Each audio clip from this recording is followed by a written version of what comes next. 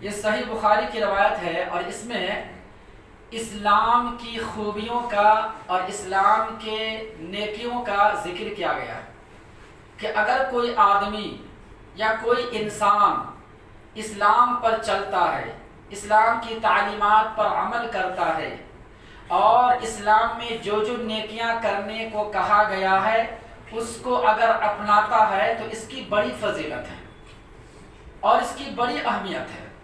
اور امام بخاری رحمۃ اللہ علیہ ایک بات یہ بھی ثابت کرنا چاہتے ہیں اس حدیث کو لا کر کہ دیکھو،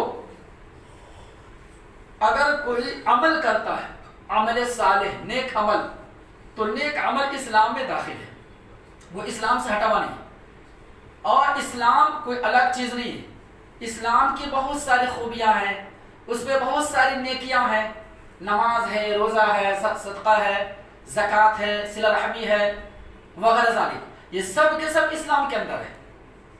تو اس حدیث پاک میں یہ بیان کیا گیا کہ سیدنا ابو ہریرہ رضی اللہ عنہ کہتے ہیں کہ رسول اللہ صلی اللہ علیہ وسلم ارشاد فرماتے ہیں کہ اگر کسی بھی آدمی کا اسلام عمدہ ہو، عمدہ کا مطلب بہتر ہو، اب وہ بہتر کیسے ہو سکتا ہے؟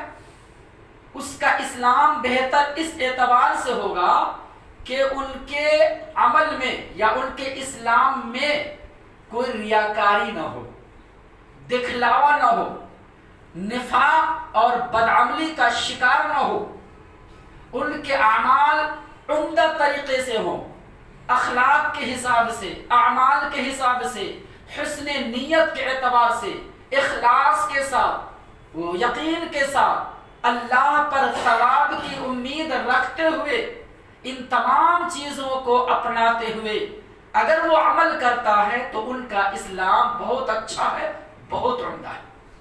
یہ اللہ کے نبی بولے۔ لیکن آگے کہا گیا اگر جن کے اسلام عمدہ ہو، اچھے طریقے سے ہو، اب اگر وہ کوئی نیک عمل کرتا ہے، کوئی نیکی کرتا ہے، تو اللہ تبارک و تعالی اس کے ایک نیکی کے بدلے 10 گنا اجر و ثواب عطا فرمائے گا، اور یہی نہیں بلکہ 10 گنا سے لے کر 700 گنا تک اللہ تعالیٰ ان کے اجر و ثواب میں اضافہ کر دیتا ہے۔ اللہ اکبر۔ اب ان کے اخلاص کے مطابق جتنا زیادہ ان کے عمل میں پاور ہوگا، جتنا زیادہ ان کے عمل میں اخلاص ہوگا، جتنا زیادہ ان کے عمل میں یقین اور اعتماد ہوگا، اور جتنا زیادہ ان کے عمل میں اللہ تبارک و تعالیٰ سے ثواب کی امید ہوگا، اس کے مطابق اللہ تعالیٰ اجر و ثواب کو بڑھا دیتا ہے۔ اور اس کے بعد اگر کوئی برائی کا کام کرتا ہے، برا کام، کوئی گناہ کا کام، تو اللہ تعالیٰ اس گناہ کی سزا اتنا ہی دیتا ہے جتنا اس نے کیا ہے۔ دیکھو، نیکی کا معاملہ آیا تو 1 گناہ سے لے کر 10 گناہ تک، اور 10 گناہ سے لے کر 700 گناہ تک اللہ تعالیٰ ثواب میں اضافہ کرتا ہے۔ دیکھو، لیکن برائی کا معاملہ آیا تو کہا گیا کہ نہیں، جتنی برائی اس نے کیا ہے، جتنا گناہ کیا، اسی کے برابر جزا ملے گا، سزا ملے گا، اس سے زیادہ نہیں مل سکتا ہے۔ اللہ اکبر۔ یہ اللہ تعالیٰ کا انعام ہے، یہ بھی اللہ تعالیٰ کی رحمت کی دلیل ہے کہ اللہ بندے پر کتنا مہربان ہے اور کتنا اللہ بندے سے محبت کرتا ہے کہ نیکی کا معاملہ آیا تو بے تحاشا اجر و ثواب دیتا ہے، برائی کا معاملہ آیا تو اتنا ہی سزا دے گا جتنا اس نے کیا ہے۔ اللہ اکبر۔ یہ بہت بڑی بات ہے۔ ایک صحابی ہیں، مشہور صحابی ہیں، ان کا نام ہے حکیم ابن حزام رضی اللہ عنہ، صحیح مسلم ہے، شاید غالب اس سے پہلے بتایا بھی ہوں۔ ایک دفعہ ایمان قبول کرنے کے بعد آ کے نبی کی خدمت میں کہتے ہیں کہ اللہ کے رسول مجھے بتائیے، میں زمانے جاہلیت کے اندر، یعنی ایمان لانے سے پہلے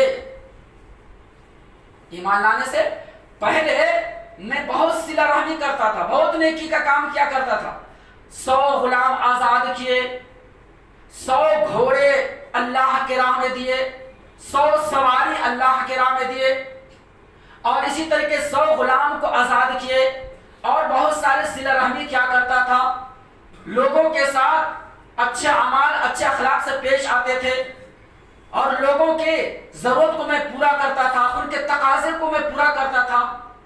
لیکن اللہ کے رسول مجھے اب بتائیے، کیا اسلام لانے کے بعد وہ نیکی جو جاہلیت کے دور میں نے کیا تھا ایمان لانے سے پہلے، اس نیکی کا ثواب اللہ تعالیٰ دے گا یا نہیں دے گا؟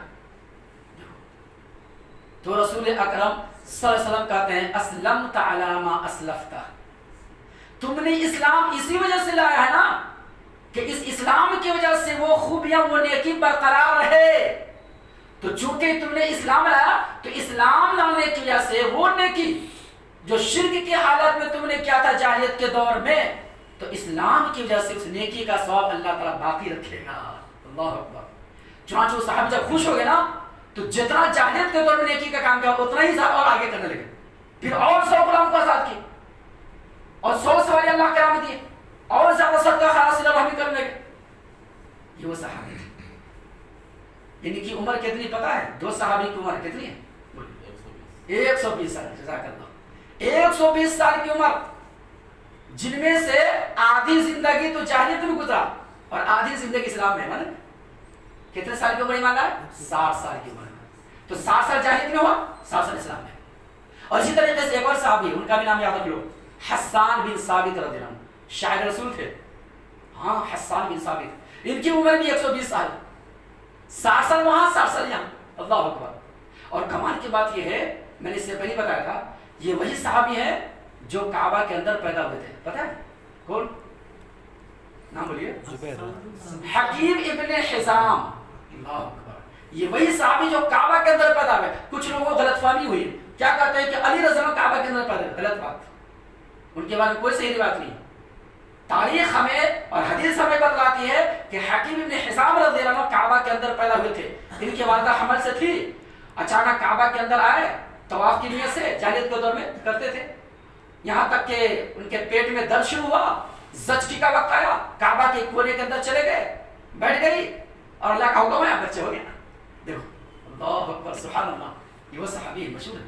تو بہرحال خلاصہ کلام یہ نکلا کہ اسلام لانے کی وجہ سے اللہ تعالیٰ پچھلے سارے گناہوں کو معاف کر دیتا ہے. اسی طریقے سے اگر کوئی اسلام سے پھر جاتا ہے تو مرتد ہونے کی وجہ سے ساری نیکی برباد ہو جاتی ہے. دونوں بات ہے. شرک کی وجہ سے سارے نیکی برباد اور توحید کی وجہ سے ساری نیکی کا ثواب اللہ تعالیٰ دیتا ہے. دیکھو یہ دونوں فرق ہیں. یہ اس حدیث کا خلاصہ جو میں نے پیش کیا. اللہ سے دعا کہ اللہ تعالیٰ ہم تمام مسلمانوں کو دین کے صحیح سمجھ اور نیک عمل کی توفیق عطا فرمائے. آمین. سبحان